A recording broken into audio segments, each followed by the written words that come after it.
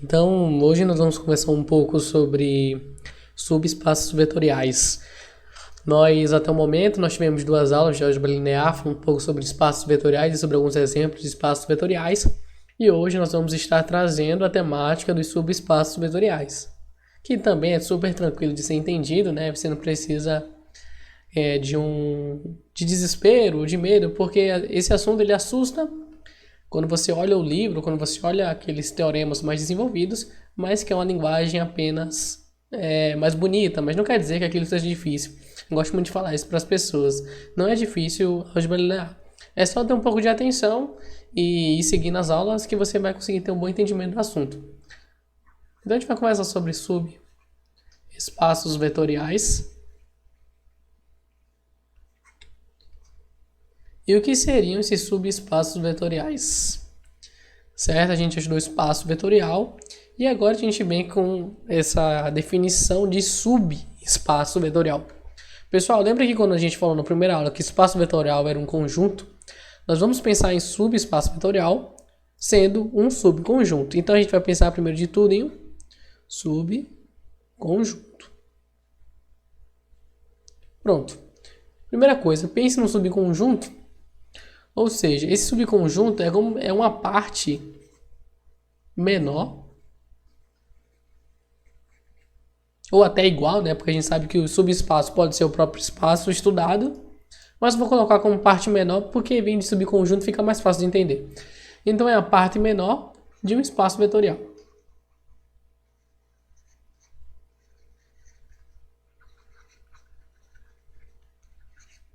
Tiago, tudo bem, é um subconjunto, ou seja, é uma parte menor de um espaço vetorial. É um subconjunto desse espaço vetorial.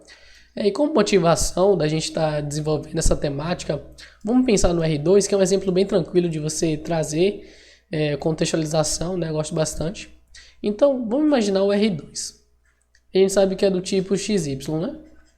Então, o R2 ele se orienta basicamente no eixo XY. E temos um plano bidimensional, né? Temos esse plano aí que vai estar mostrando coordenadas em 2 dimensões. E agora eu quero que você imagine, nesse R2, uma reta cortando a origem. Então isso tudo aqui, isso tudo está demonstrando, entre aspas, o R2. E essa reta, que passa pela origem, ela é uma parte do R2, certo? Então, se eu tiver, por exemplo, um vetor U aqui, e um vetor V aqui, e eu fizer a soma de U mais V, ele vai estar aqui. Ou seja, o que é um subespaço vetorial? Ele é um subconjunto, né? Vamos fazer uma definição que é bem simples também. Primeiro de tudo, um subconjunto vetorial, um subespaço vetorial, né? A gente chama de subconjunto. Então, um subespaço vetorial, vou chamar de W. É bom a gente notar tudo, né? Para a gente conseguir entender bem.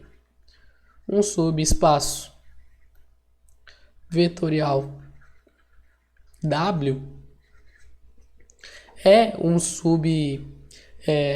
subespaço vetorial se somente se a gente tiver um espaço vetorial V. Então, dado um vetorial V, dado um espaço vetorial V, que é um espaço vetorial, nós temos o W, tá?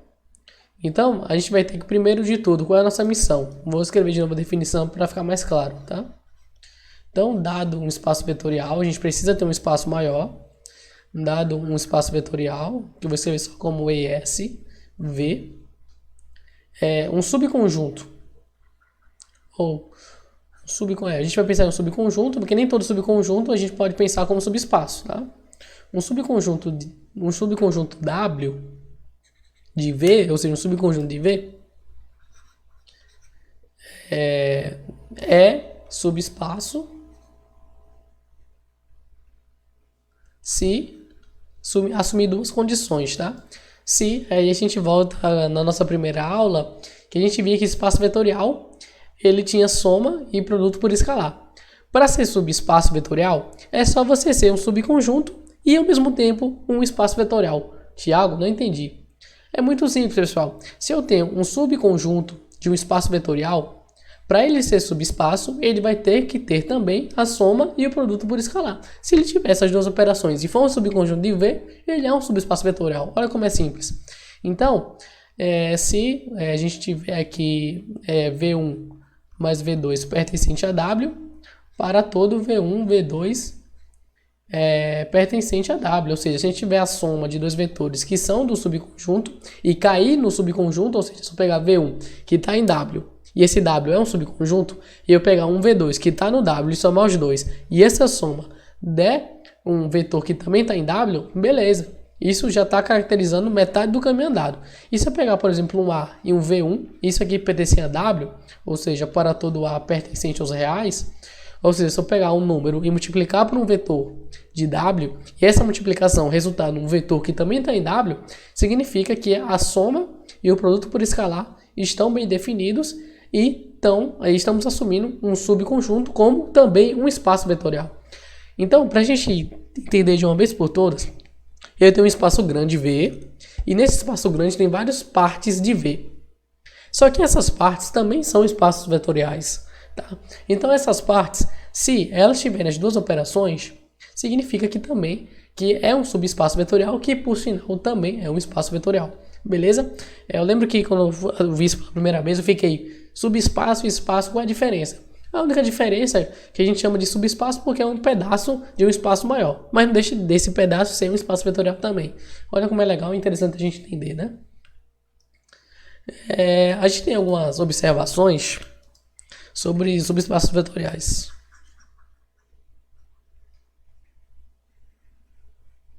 Tiago, que observações? Muito simples. A primeira observação é que todo subespaço é um espaço, né? Então todo subespaço vetorial é um espaço vetorial. Bacana? A gente já falou sobre isso. A segunda coisa é que, como a gente já tem um espaço maior e a gente dá um subconjunto, a gente não precisa provar aquelas propriedades de I, A, V e I, né?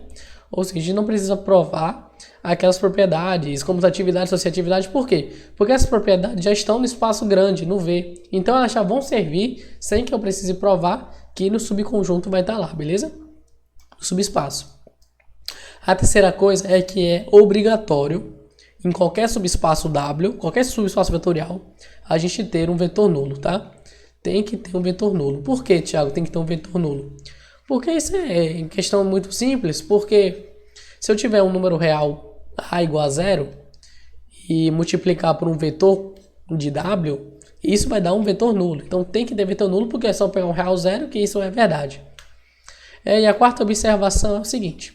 Todo espaço vetorial, vou colocar um V, qualquer espaço vetorial, ele tem no mínimo duas partes, ou seja, dois subespaços vetoriais.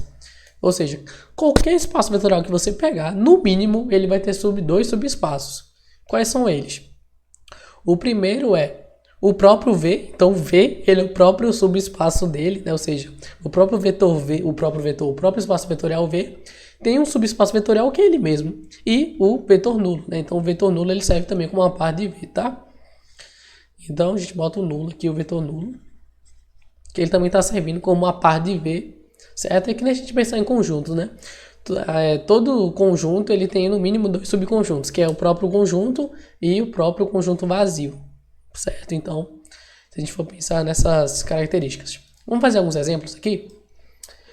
O exemplo do R3, tá? A gente tem um R3 XYZ.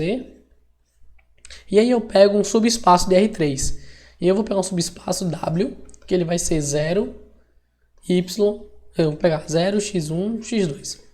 Ou seja, W ele é um subespaço vetorial do R3 porque ele é a parte que toda coordenada a primeira coordenada é um vetor, é uma coordenada nula.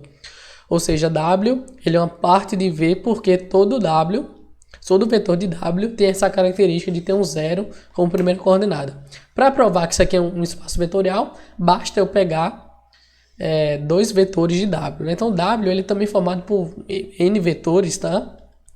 Porque ele é uma parte de V, e V é formado por vetores, então W também vai ser formado por vetores.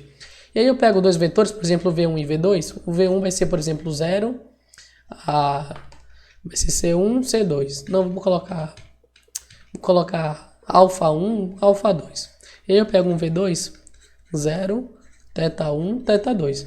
E aí basta eu fazer V1 mais V2, e ver que isso aqui vai estar caindo ainda em W. Então a gente precisa que isso caia em W. Isso vai ficar 0, alfa 1 mais teta 1 e alfa 2 mais teta 2. E o produto por escalar, basta pegar ou V1 ou V2, ou qualquer vetor que esteja nesse W, e eu pego o número real A, certo? E multiplico por V1. Isso aqui vai ser 0, A alfa 1, A alfa 2. Beleza, pessoal? Então é uma forma de a gente estar provando, né? Só com as duas operações, que isso é um subespaço vetorial. Lembrando que a gente não precisa provar aquelas propriedades de 1 a 8. Lembre-se disso porque ele já está dentro do espaço vetorial que já assume isso aí. Então, vou ficando por aqui. Espero que todo mundo tenha entendido a aula. E eu vejo vocês na nossa próxima aula de álgebra linear. Um abraço para todo mundo e até breve.